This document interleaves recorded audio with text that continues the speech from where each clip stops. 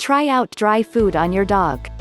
Dry foods are generally cheaper to feed in the long run, have some benefit on dental health due to the scraping of plaque off of teeth by the dry kibble, and are easier to store due to their dry form. However, dry food isn't as tasty as wet food, so some dogs reject them or don't eat as well.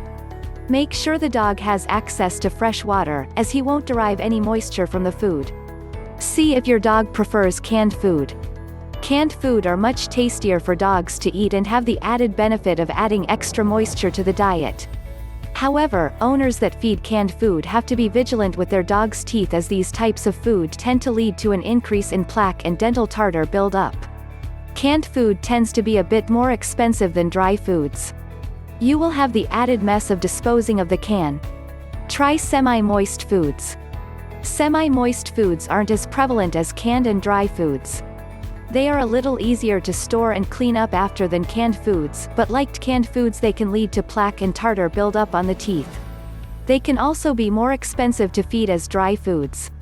Talk to an animal nutritionist about a raw food diet. Raw diets are fine for dogs as well, although a bit more time consuming to prepare and store correctly. If you want to feed a raw food diet for your dog, it is absolutely vital to contact an animal nutritionist. Make sure your dog is receiving all the nutrients he or she needs. 1. Dogs do have different nutritional requirements than humans. Read the ingredients of dog food. The most important factor is that the food is high quality. This means being able to read and understand the label. Most dogs will do just fine on a commercial dog food as long as you remember to read the ingredient list on the can or bag to ensure the food is healthy. These are listed in order of the most prevalent food in the food. Meat should be the number 1, and preferably the second, ingredient on the list, followed by a grain. Byproducts are fine, but they should be far down the list.